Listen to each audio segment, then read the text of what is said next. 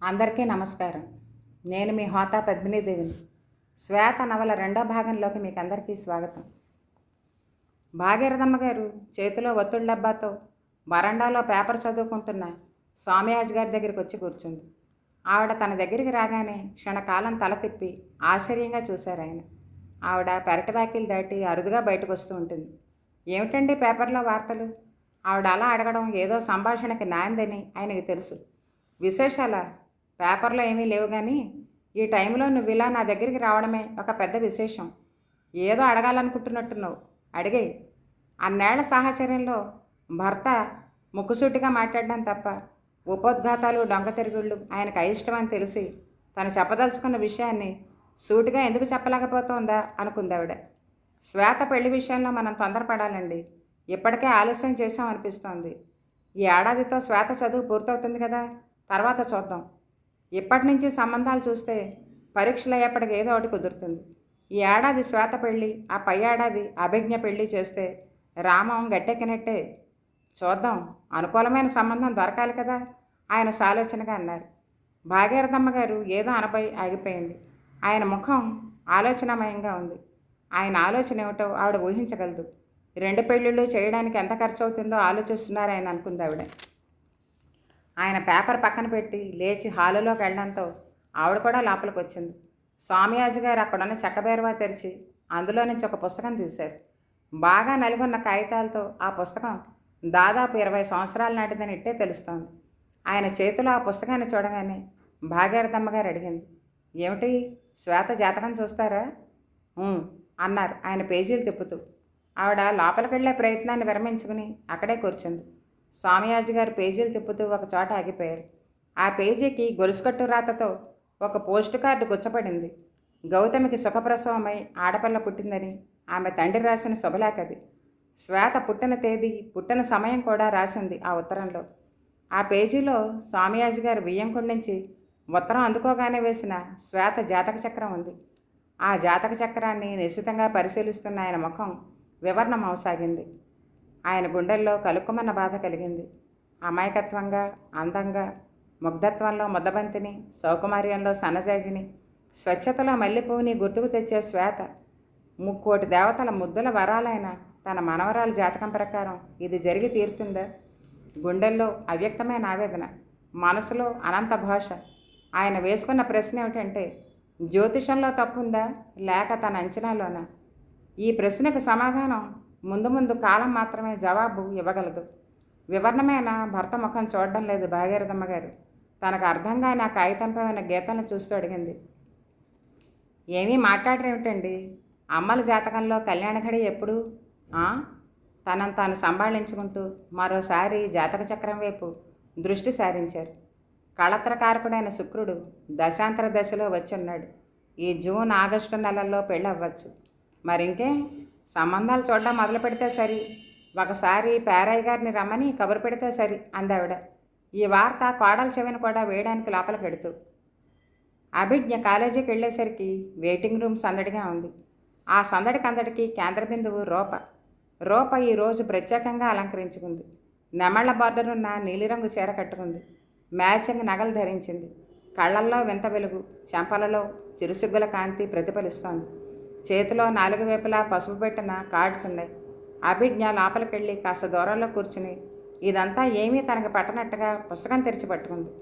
కళ్ళు అక్షరాల వెంబడి పరుగులు తీస్తున్నా చెవులు మాత్రం వాళ్ళ సంభాషణనే ఆలకిస్తున్నాయి. పెళ్ళెప్పుడో షర్మిల అడిగింది. పరీక్షలు అవగానే చెప్తోంది రూప. హనీమూన్కి ఎక్కడికెడతారు? నీరజ అడిగిన దానికి రూప చెప్పింది రవ్వంత గర్వం తొంగి చూస్తున్న స్వరంతో. స్విట్జర్లాండ్ పంపిస్తానంటున్నారు డాడీ.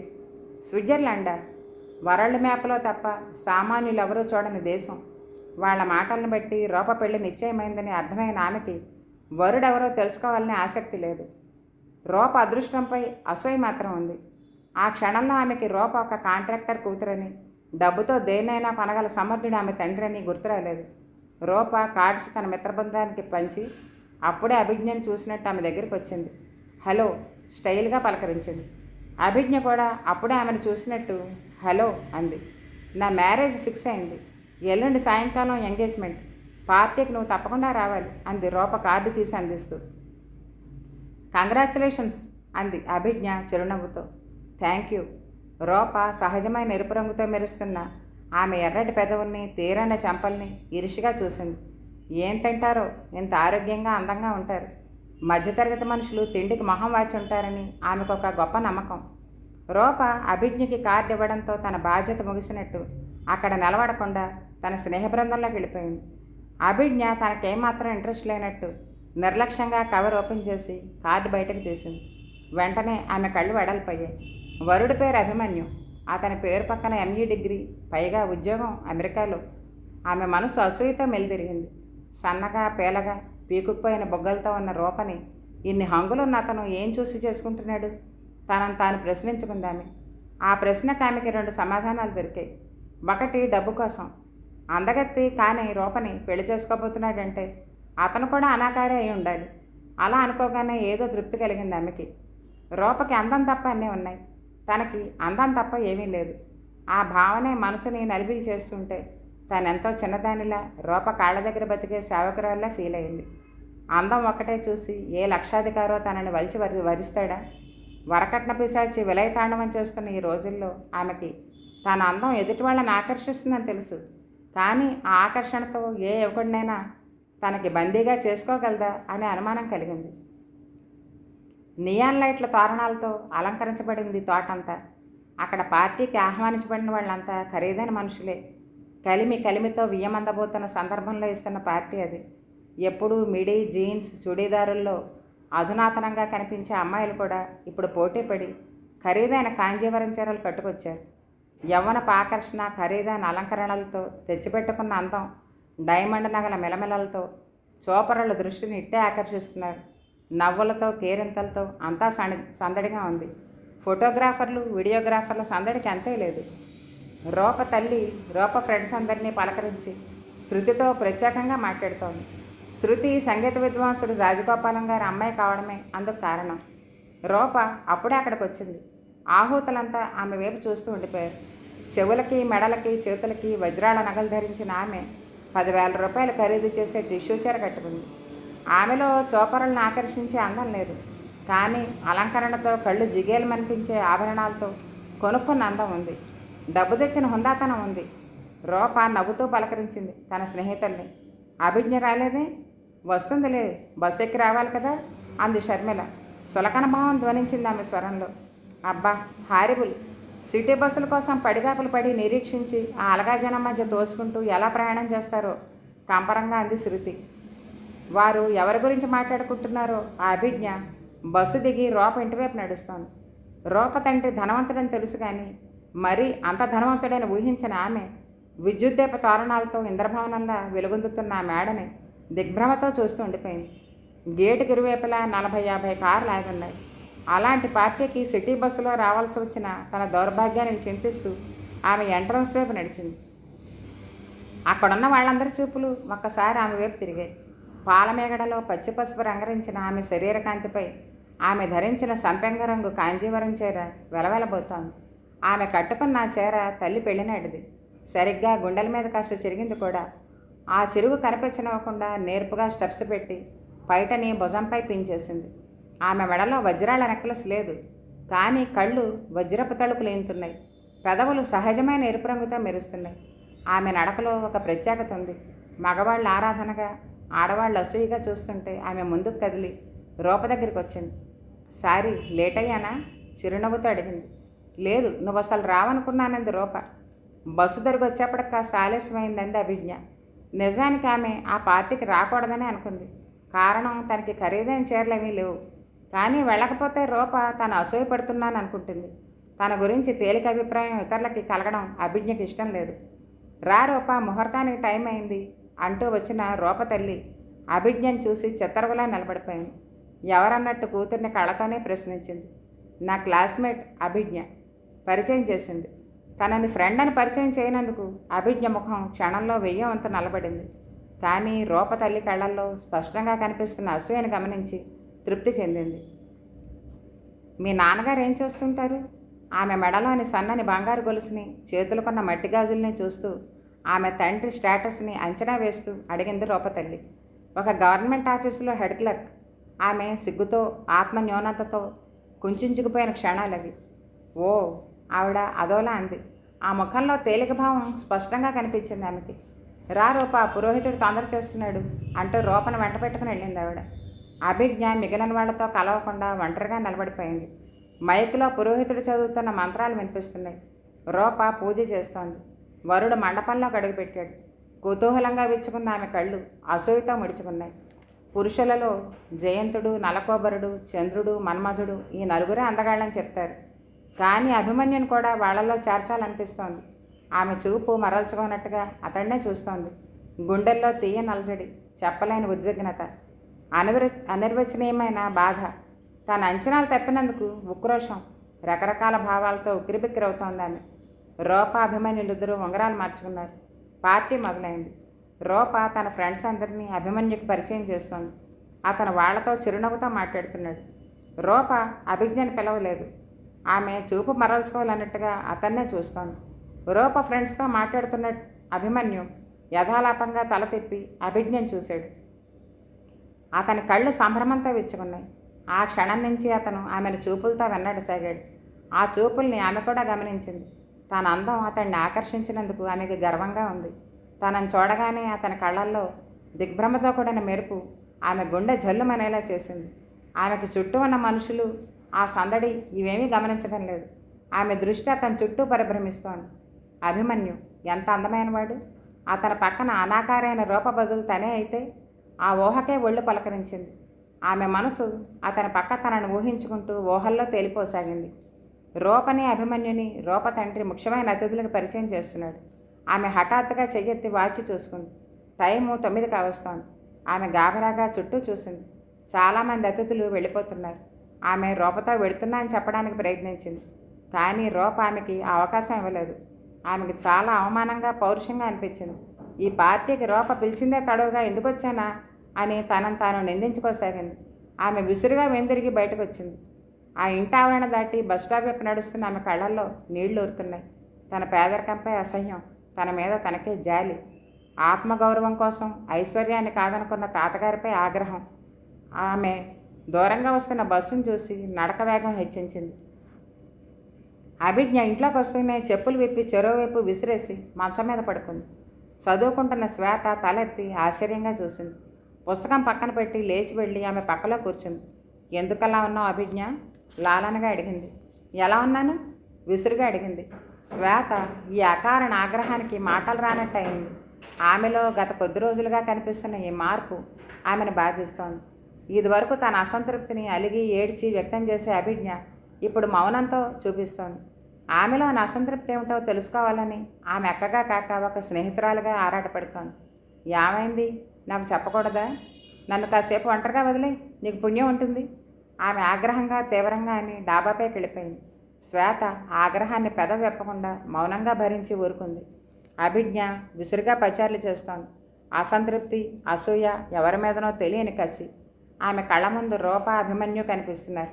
సన్నగా, పీలగా, పీకుపోయిన బొగ్గలతో ఉన్న రూపకి అంత అందమైన భర్త అతని పక్కన తనైతే ఆమె మనసులో ఎవరో వీణతీగి లాగి వదిలేస్తే కలిగే ప్రకంపనలు కలిగాయి. అభిజ్ఞ తల్లి పిలుపుతో ఆమె ఇహానికి వచ్చి విసుగ్గా తల తిప్పింది. భోజనానికి రా. నేను తిన్ను, తలనొప్పిగా ఉంది. ఏమీ తినకపోతే ఎలా? పొద్దుటనగా కాలేజీకి వెళ్ళేటప్పుడు ఆదరా బాదరా తిని వెళ్ళావు. రా, నా తల్లివి కదూ. నాకొద్దు, నాకు ఆకలి లేదు. రూపా వాళ్ళ ఇంట్లో పార్టీలో బాగానే తిన్నాను. సరే, పాలు తాగిపోని. అలాగే, నువ్వు వెళ్ళు, కాసేపు ఉండొస్తాను. గౌతమి కూతుర్ని విచిత్రంగా చూసింది. ఆమె ముభావంగా మాట్లాడుతున్న తీరు ఆవిడని బాధిస్తోంది. ఆవిడ కిందకొచ్చింది. అభిజ్ఞ మళ్ళీ ఆలోచనలో మునిగిపోయింది. ఆమె మానస విహంగం ఊహల అంబరంలో స్వేచ్ఛగా రెక్కలు సాచి ఎగురుతోంది. అభిమన్యు ఎంత అందమైనవాడు! సన్నగా, పొడవుగా, నిండుగా అతని రూపం, సన్నటి నడుము, విశాలంగా పైకి పాకిన ఛాతి, చురుకైన కళ్ళు. పార్టీలో తనెక్కడున్నా అతని చూపులు వెన్నాడుతూనే ఉన్నాయి. కన్నెపిల్లల గుండెల్లో గులాబీలు పూయించగల అతని నవ్వు, గుండెకి గేలం వేసి పట్టుకునే చూపు, తాకకుండానే అణువణువున రాగాలు మెటగల చూపు. ఆమెలో తెయ్యని ప్రకంపనలు, అదోలాంటి ఉద్వేగం. హఠాత్తుగా తననెవరో భుజం పట్టి కొదపడంతో ఉలిక్కిపడింది. ఎదురుగా తల్లి, చేతిలో పాల గ్లాసు. కూతురి చలిస్తున్న కనురెప్పలు, బరువెక్కిన ఉచ్ఛ్వాస నిశ్వాసలు గమనించిన ఆ తల్లి ఆమె మానసిక స్థితిని అంచనా వేయలేకపోయింది. చలిగా ఉంది, కిందకొచ్చేయి అంది తల్లి. ఆమె మౌనంగా కిందకొచ్చింది. ఆ రాత్రి ఆమెకు ఒక కల వచ్చింది. ఇంపోర్టెడ్ కారులో స్టీరింగ్ ముందు ఒక సుందరకారుడు, అతని పక్కనే తను. అతని కుడి చెయ్యి స్టీరింగ్ మీద, ఎడమ చెయ్యి అపురూపంగా తన భుజాన్ని స్పృశిస్తోంది. పెళ్లికి అర్హత, ఆస్తి, అంతస్తులు, కానీ కలలకి ఊహలకి అర్హత అవసరం లేదు. ప్రస్తుతం ఆమె మానసిక స్థితి అదే. తన కలలు ఊహలు తలకిందులవుతాయేమో అన్న ఆలోచన ఆమెకు లేదు. తన అందంపై ఆమెకి అపారమైన విశ్వాసం. తన అందం చూసి ఏ రాజకుమారుడో తనని వలిచి వస్తాడన్న నమ్మకం. రేపు నీకు పెళ్లి చూపులట, తెలుసా? అభిజ్ఞ అడిగింది. తెలుసు, తాతగారు చెప్పారు అంది శ్వేత. వరుడెవరో తెలుసా? కోర్టులో గుమాస్తా. అవును, విన్నాను. నీకు ఈ పెళ్ళి ఇష్టమేనా? ఆశ్చర్యంగా అడిగింది. శ్వేతకి నవ్వొచ్చింది. అతను నన్ను చూడలేదు, మిగతా విషయాలేవి సెటిల్ కాలేదు. అప్పుడే ఈ సంబంధం నిశ్చయమైపోయినట్టు అలా అడుగుతావేమిటి? ఒకవేళ కుదిరితే చేసుకుంటావా? నా మంచి చెడ్డలు చూసేందుకు పెద్దవాళ్ళు ఉన్నారు. అతను నన్ను మెచ్చితే, నాకు నచ్చితే, పెద్దవాళ్ళు కూడా ఇష్టపడితే తప్పకుండా చేసుకుంటాను. ఆమెకి శ్వేతను చూస్తే చాలా ఆశ్చర్యంగా అనిపిస్తోంది. దీనికి అసలు కోరికలు కలలు లేవా? లేకపోతే తను అందంగా ఉండదు, తనెవరు మెచ్చుతారు అనే ఇన్ఫీరియారిటీ కాంప్లెక్సా? అలా అనుకోగానే శ్వేతపై జాలి, తన అందంపై తనకే గర్వం కలిగాయి ఆమెకి. తను మాత్రం అక్కల తాతగారి నిర్ణయానికి కట్టుబడి గంగిరెద్దులా ఆయన చెప్పిన దానికల్లా తల ఒప్పదు. తన కలలు కోరికల స్థాయికి తగిన సంబంధం వస్తేనే పెళ్లి చేసుకుంటుంది, లేకపోతే పెళ్ళే చేసుకోదు అని ఆమె ఆ క్షణంలోనే నిర్ణయించుకుంది. హాలులో గోడవారుగా కుర్చీలు వరుసగా వేసున్నాయి. మూలనున్న బల్లపై ఇత్తడి ఫ్లవర్ వేజ్లో గులాబీలు తాజాగా ఉన్నాయి.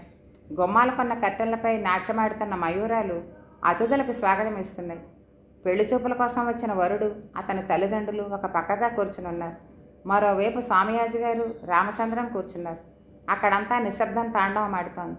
గౌతమి ట్రేలో పలహారాలు తెచ్చి వారి ముందు ఉంచింది. కాఫీ తాగుతూ వరుణ్ తల్లి ఆ ఇంటి స్వరూపాన్ని బట్టి ఆ ఇంటి యజమాని స్థితిగతుల్ని అంచనా వేయడానికి ప్రయత్నిస్తోంది. ఆ చూపుల్ని వేరేగా అర్థం చేసుకున్న గౌతమి చెప్పింది, ఈ కట్టెల మీద డిజైన్లు మా అమ్మాయి కుట్టింది. ఆహా, చిరునవ్వుతో అందావిడ. అమ్మాయిని చూపించండి, మళ్ళీ వర్జ్యం వస్తుంది. కొన్ని క్షణాల తర్వాత శ్వేత ఆ హాల్లోకి అడుగుపెట్టింది. అక్కడున్న అందరి చూపులు ఆమె వైపు తిరిగాయి. అది నిమిషం సేపే. మళ్ళీ ఒకరి ముఖాలు ఒకరు చూసుకున్నారు. మళ్ళీ నిశ్శబ్దం. ఆ నిశ్శబ్దాన్ని ఛేదిస్తూ చిరుమవ్వల శబ్దం వినిపించింది. ఆ శబ్దం అక్కడున్న అందరి దృష్టిని ఆకర్షించింది. చేతిలో పుస్తకాలతో హాలు దాటి గదిలో పెడుతున్న అభిజ్ఞపై వారి చూపులు నిలిచిపోయాయి. కళ్ల ముందు తట్టెల్లత మెరిసినట్టు అయింది. ఆమె కనుమరుగయ్యేదాకా అలాగే చూస్తూ ఉండిపోయారు. ఆ అమ్మాయి ఎవరు? వరుణ్ తల్లి అడగనే అడిగింది. వధువు స్థానంలో కూర్చున్న శ్వేతపై లేని ఆసక్తి అభిజ్ఞపై కనబరచడం వెనక వారి ఆంతర్యం ఏమిటో ఆడపల్లి వారికి అర్థమై వారి ముఖాలలో నీలినీడలు వ్యాపించాయి. నవ్వు తెచ్చిపెట్టుకుని చెప్పింది గౌతమి. మా రెండో అమ్మాయి. అమ్మాయికి సంగీతం బాగా వచ్చు, పాట పాడించమంటారా? మధ్యవర్తి అడిగాడు. అవసరం లేదు. వారి ముఖాలలోని అనాసక్తిని గమనించిన మిగతా వాళ్ళకి ఈ సంబంధం కుదరదని తెలిసిపోయింది. 4 రోజుల తర్వాత వరుణ్ తరఫు వారి నుంచి కబురు వచ్చింది. శ్వేత నచ్చలేదనే కాదు, అభిజ్ఞనైతే చేసుకుంటామని. బాధపడుతున్నావా అమ్మా? స్వామియాజీ గారు అడిగారు. లేదు తాతగారు, అయినా చూసినవన్నీ కుదరవుగా అంది శ్వేత చిరునవ్వుతో. మరో మంచి సంబంధం చూస్తానమ్మా. వాళ్ళు సంస్కారహీనులమ్మా. పెళ్ళంటే కాయగూరల బేరం అన్నట్టుగా మాట్లాడారు. నీకు సలక్షణమైన సంబంధం వెతికి తెస్తాను. ఆయన మాటలు మనవరాలికి ధైర్యం చెప్తున్నట్టు కాక తనకి తనే ధైర్యం చెప్పుకుంటున్నట్టున్నాయి. శ్వేత నిజానికి ఆ సంబంధం కుదురుతుందని పెద్దగా ఆశలు పెంచుకోలేదు. పెళ్లిపై ఆమెకి ఇష్టమూ లేదు, అయిష్టమూ లేదు. కేవలం తాతగారు చెప్పారు కనుక పెళ్లి చూపులకు కూర్చుంది. 3 నిమిషాల పెళ్లి చూపుల్లో శ్వేత అతన్ని చూసింది 1/2 నిమిషం మాత్రమే. అభిప్రాయం ఏర్పరచుకోవడానికి ఆ కొద్ది సమయం చాలదు. గౌతమి పెళ్లివారు శ్వేత నచ్చలేదని, అభిజ్ఞం చేసుకుంటామని చెప్పారనే వార్తని భర్త ద్వారా విని నిర్లిప్తంగా ఊరుకుంది. ఆ విషయాన్ని ముందే ఊహించింది కనుక. అయితే తల్లి కాబట్టి బాధపడింది. శ్వేత నల్లందే, కానీ అభిజ్ఞలో ఉన్న అందం ఆమెలోనూ ఉంది. శ్వేత అందంలో మైనస్ పాయింట్ ఆమె నలుపు రంగు అని ఆలోచించలేకపోయింది ఎన్నాళ్ళు. చూసిన మొదటి సంబంధమే విఫలం అవడంతో ఆమె బాధపడింది. సాధారణంగా పెళ్లి చూపుల్లో వధువుని తప్ప ఆ వయసు వాళ్ళ ఇంట్లో ఎవరన్నా మగ పెళ్లివారు కంట పడనివ్వరు. కారణం అందం చూసేవాళ్ళ దృష్టిని బట్టి ఉంటుందని. ఆ మధ్యాహ్నం భాగీరథమ్మ గారు కోడల దగ్గర కూర్చుంటూ అంది. పెళ్లివారు కబురు పంపారు. అవును, మీ అబ్బాయి చెప్పారు అత్తయ్య. చిన్నబోయిన కోడల ముఖం చూసి ఆవిడ వాదార్పుగా అంది. చూసిన సంబంధాలన్నీ కుదురుతాయా మన పిచ్చి కానీ? ఎవరికెక్కడ కట్టనో ఎవరు చెప్పగలరు? అయినా పెళ్లివారు అభిజ్ఞ నచ్చిందన్నారు కాబట్టి దానికి సంబంధం ఖాయం చేసి శ్వేతకు మరో సంబంధం చూస్తే 2 పెళ్ళిళ్ళు ఒకేసారి అయిపోతాయి. ఆమె ఆలోచన నచ్చింది గౌతమికి. మామగారి అభిప్రాయం తెలుసుకుని ఆయనకి ఏది మంచిదనిపిస్తే అలా చేద్దాం అత్తయ్య. ఆయన మాత్రం వద్దంటారేమిటి? అబ్బాయి ఉద్యోగస్తుడు, మన పిల్ల వాళ్ళకి నచ్చిందంటున్నారు కాబట్టి కట్న కానుకల పట్టింపు పెద్దగా ఉండకపోవచ్చు. అవునత్తయ్య, అదే నిజమే. ఇక్కడ అత్తాకోడళ్ళిద్దరూ ఈ రకంగా ఆలోచిస్తుంటే డాబాపై ఒంటరిగా కూర్చున్న అభిజ్ఞ ఆలోచన మరో రకంగా సాగిపోతోంది. అక్కను చూసుకోవడానికి వచ్చిన వరుడు తనను వరించాడనే ఆనందం ఆమెలో ఏ కోసైనా లేదు. ఆ రోజు అతను అక్కను చూసుకోవడానికి వచ్చినప్పుడు హాలు దాటి గదిలోకెడుతూ అతన్ని యథాలాపంగా ఒక క్షణం చూసిందేమో. ఆ క్షణంలోనే అతని కళ్ళల్లో కనిపించిన దిగ్భ్రమతో కూడిన మెరుపు ఆమెకి ఏహితని కలిగించింది. కారణం అతను డాక్టరు కాదు, ఇంజనీరు కాదు, కేవలం ఒక గుమాస్తా. తను ఒక సాధారణమైన గుమాస్తా భార్యగా జీవితం గడపాలా? తనకేం తక్కువ? అపురూపమైన రూపలావణ్యాలు, మత్తెక్కించే అందచందాలు ఉన్నాయి. లేనిదల్లా డబ్బు ఒకటే. ఇన్ని అందచందాలున్న తనకి హోదాగల సంబంధం వస్తుంది. డబ్బు ఒకటే ప్రతిబంధకం అవదు. ఆలోచిస్తూ కిందకొచ్చిన ఆమె తల్లి నాయనమ్మల సంభాషణలో తన పెళ్లి ప్రస్తావన రావడం వింది. తనకు తెలియకుండానే తన పెళ్లి నిశ్చయం అవబోతోందా? ఆమె సుడిగాల్లా దూసుకొచ్చింది. అమ్మా, ఎవరి పెళ్లి గురించి మాట్లాడుకుంటున్నారు మీరు? ఆమె స్వరంలో ఉద్వేగం. అదా, అది గౌతమి కూతురు అలా సూటిగా అడిగేసరికి ఏం చెప్పాలో తెలియక క్షణకాలం తడబడింది. శ్వేతం చూసిన అబ్బాయి నువ్వు నచ్చావని చెప్పాడు. భాగీరథమ్మ గారు చెప్పారు. మీరేమన్నారు? అభిజ్ఞ గుండె గొంతులోకి వచ్చింది. ఇంకా వాళ్ళకి కబురు చేయలేదు. నీకు ఈ సంబంధం నిశ్చయించి శ్వేతకు మరో సంబంధం చూసి 2 పెళ్ళిళ్ళు ఒకేసారి చేస్తే బాగుంటుందని మీ నాయనమ్మగారి అభిప్రాయం. ఏమిటి? నాతో మాట మాత్రంగానైనా చెప్పకుండా నా పెళ్లి నిశ్చయిస్తారా? ఆమె స్వరం తీవ్రంగా ఉంది. ఆ తీవ్రత వెనక వీళ్ళ నిర్ణయానికి తల వంచాలేమో అనే భయం అంతర్లీనంగా ఉంది. నీ ఇష్టం లేకుండా నీ పెళ్ళి ఎలా చేస్తావే? ఈ ఇంట్లో నాకంటూ ఒక ఇష్టం అనేది ఉందా? నాన్నగారు ఏం కొంటే అది కట్టుకోవాలి. తాతగారు ఏం చెప్తే అది చెయ్యాలి. మనసుని ఇష్టాన్ని చంపుకుని మీ పెద్దలు ఎవరి ముందు కూర్చోమంటే వాళ్ళ ముందు కూర్చోవాలి. మీ నిర్ణయానికి తలంచి ఏ అనామకుడి చేతనో తాళి కట్టించుకోవాలి. ఇదిగో అమ్మ, ఇప్పుడే చెప్తున్నాను. నా పెళ్లి విషయంలో నా ఇష్టాలతో ప్రమేయం లేకుండా మీరంతా కలిసి నిర్ణయం తీసుకున్నారో ఆ తర్వాత ఏర్పడే పరిణామాలకి నేను బాధ్యురాలిని కాను. గౌతమి, భాగీరథమ్మ గారు ఇద్దరు అవాక్కయ్యారు. ఆమె అలా మాట్లాడగలదని వారు ఊహించలేదు. నీకు పిచ్చెక్కిందా? పెద్దది శ్వేతకు చేయకుండా నీ పెళ్ళి ఎలా చేస్తామే? అంది గౌతమి తీవ్రంగా. శ్వేత పెళ్ళి నిశ్చయం అవ్వకుండానే నా పెళ్ళి నిశ్చయించాలనుకుంటున్నారుగా? ఆమెకు ఏడుపు వస్తోంది. కూతురు కన్నీళ్లు చూసి కరిగిపోయింది గౌతమి. ఏమిటది చిన్నపిల్లలా? ఊరుకో. నేను మీ నాయనమ్మగారు మాట వరుసకేదో అనుకుంటున్నాం. ఇది ఆలోచన మాత్రమే, నిర్ణయం కాదు. మీ తాతగారి నిర్ణయం పైన అంతా జరుగుతుంది. తాతగారి నిర్ణయం అనే మాట అభిజ్ఞని భయపెట్టసాగింది. తాతగారు నిశ్చయిస్తే తనే సంబంధం చేసుకోవాల్సిందేనా? ఒక గుమస్తా కూతురిగా ఏ ప్రత్యేకత లేని తను మరో గుమస్తా భార్యగా 2-3 పిల్లల్ని కని నిస్సారమైన జీవితం గడపవలసిందేనా? తన కలలు కలలుగానే మిగిలిపోతాయా? ఆమె తను ఎలాంటి పరిస్థితుల్లోనూ తాతగారి నిర్ణయానికి తల వంచకూడదని ఆ క్షణంలోనే గట్టిగా నిర్ణయించింది. ఆ రాత్రి గౌతమి భర్తతో అభిజ్ఞ అన్న మాటల్ని యథాతథంగా చెప్పింది. అభిజ్ఞ మరీ మొండిగా తయారైందండి. ప్రతి చిన్న విషయానికి కోపం తెచ్చుకుంటాను. ఏదో అసంతృప్తితో నలిగిపోతూ ఉంటుంది. ఈ వయసులో దానికి ఈ ఆలోచనలన్నీ ఏమిటి? రామచంద్రం భార్య మాటల్ని విని ఊరుకున్నాడు. ఎలాంటి వ్యాఖ్యానం చేయలేదు. పరిస్థితులతో రాజీ పడలేక, కోరికల్ని కళల్ని చంపుకోలేక మనిషి బాధావేదనల మధ్య నలిగిపోతూ ఉంటే జనించేదే అసంతృప్తి. అతనికి కూతురు అసంతృప్తికి కారణం తెలుసు, ఊహించగలడు. గౌతమి చెవుల్లో కూతురు మాటలే ప్రతిధ్వనించసాగాయి. మనసుని ఇష్టాన్ని చంపుకుని మీరు ఏ సంబంధం తెస్తే వాళ్ళ ముందు కూర్చోవాలి. ఏ అనామకుడి చేతనో తాళి కట్టించుకోవాలి. గౌతమి మొదటిసారిగా భయపడింది. కూతురికి సంబంధం నచ్చందేమిటి? వరుడా? అతని ఉద్యోగమా? కూతురులో గత కొద్ది రోజులుగా వ్యక్తమవుతున్న అసంతృప్తిలో దీన్ని కలిపి ఆలోచిస్తే ఆమెకు భయం వేయసాగింది. భాగీరథమ్మ గారు అభిజ్ఞ పెళ్లి ప్రస్తావన తేగానే స్వామియాజీ గారు విస్మయంగా చూశారు. అభిజ్ఞక శ్వేత పెళ్లి కాకుండా చిన్నదానికి ఎలా చేస్తాం? శ్వేతకి మరో సంబంధం చూసి 2 కలిపి చేస్తే బాగుంటుందని శ్వేతని వద్దని అభిజ్ఞం చేసుకుంటామని వాళ్ళు కబురు చేయడం అసహ్యకరంగా లేదు? ఏదో కూరగాయల బేరంలా. నిజమేనండి, నేను అంత దూరం ఆలోచించలేదు అందావిడ. తన పెళ్లి విషయంలో తన ఇష్టానికి ప్రాధాన్యత ఇవ్వాలని అభిజ్ఞ ఖచ్చితంగా చెప్పిందని ఆయనతో చెప్పలేకపోయింది ఆవిడ. నేను మధ్యవర్తితో కబురు చేశాను, మనం విరమించుకున్నామని. అభిజ్ఞని వాళ్ళ అబ్బాయికి ఇచ్చే ఉద్దేశం లేదని. స్వామియాజి గారి అభిప్రాయం భాగీరథమ్మ గారి ద్వారా గౌతమికి చేరింది. తల్లి ద్వారా ఆ విషయం విన్న అభిజ్ఞ తాత్కాలికంగానైనా ఇష్టం లేని పెళ్లి బెడద తప్పినందుకు సంతోషించింది. పోస్ట్ మ్యాన్ ఇచ్చిన ఉత్తరాన్ని అందుకుని స్వామియాజి గారి భార్య అని పిలిచారు. నా కళ్ళజోడు ఇలా పట్టరా. భాగీరథమ్మ గారు కళ్ళజోడు తెచ్చింది. ఉత్తరయంతో అద్దాలు తుడుచుకుని కళ్ళజోడు పెట్టుకున్న ఆయన ఉత్తరం వైపు దృష్టి సారించారు. ఎయిర్మెయిల్లో వచ్చిన ఆ ఉత్తరం అమెరికా నుంచి వచ్చింది. ఆయన కవర్ చించి ఆ ఉత్తరాన్ని చదివారు. ఆనందమో విషాదమో తెలియదు కానీ ఆయన కళ్ళు అశ్రుపూరితాలయ్యాయి. ఆనందం, దిగ్భ్రాంతి, ఉద్వేగం, దుఃఖం ఇత్యాది భావాలు ఒక్కమ్మడిగా ఉక్కిరిబిక్కిరి చేశాయి. ఎప్పుడూ గంభీరంగా ఉండే ఆయన ఎందుకెంత భావోద్రేగానికి లోనవుతున్నారో అర్థం కాని భాగీరథమ్మ గారు వెర్రిగా చూస్తాను. ఆ ఉత్తరాన్ని భార్య చేతిలో పెట్టేసి లోపలికి వెళ్ళిపోయారు ఆయన. వెడుతూ వెడుతూ ఒక మాట అన్నారు. ఆ ఉత్తరాన్ని చదువు. ఆమె నోట మాట రానట్టు చూస్తోంది.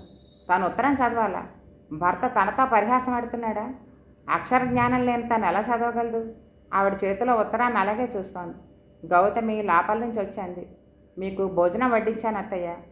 గౌతమి, ఈ ఉత్తరం ఏమిటో చదివి పెట్టమ్మా ఆవిడ అందించింది. గౌతమి ఆ ఉత్తరాన్ని చదవడం మొదలుపెట్టింది.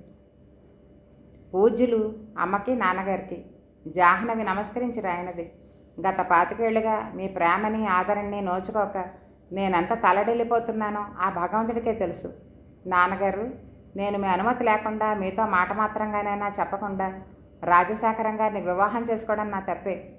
పెళ్ళైన కొద్ది రోజులకే పసుపు కుంకుమలు పోగొట్టుకున్న నేను రాజశేఖరం గారిని వివాహం చేసుకోవడం మీ పరువు ప్రతిష్టల దృష్ట్యా తప్పు కావచ్చు. కానీ కన్న కూతురి సుఖాన్ని కాంక్షించే తండ్రిగా మీరు మీ హృదయాంతరాళాల్లో నేను చేసింది ఒప్పని అంగీకరిస్తారనే భావిస్తాను. అన్నట్టు నాకు అబ్బాయి, వాడికి ఇప్పుడు 25 ఏళ్ళు, ఎంటెక్ పూర్తి చేసి ఇక్కడే మంచి ఉద్యోగంలో స్థిరపడ్డాడు. పేరు ఆనంద్.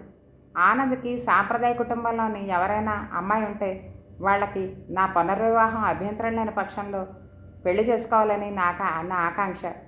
వచ్చే నెల 10వ తారీఖున ఇండియాకి వస్తున్నాం మేము. ఆనంద్ నెల రోజుల తర్వాత వస్తాడు. ఇప్పటికైనా నా మీద కోపం పోతే మీ క్షేమం తెలుపుతూ ఉత్తరం రాయమని ప్రార్థిస్తున్నాను. మీ జాహ్నవి. గౌతమి ఉత్తరం చదివి తల పైకెత్తింది. ఆమె ముఖం సంతోషంతో దీప్తివంతంగా ఉంది. భాగీరథమ్మ గారి కళ్ళల్లో నిండిన నీళ్లు చెంపల మీదుగా జారిపోతున్నాయి.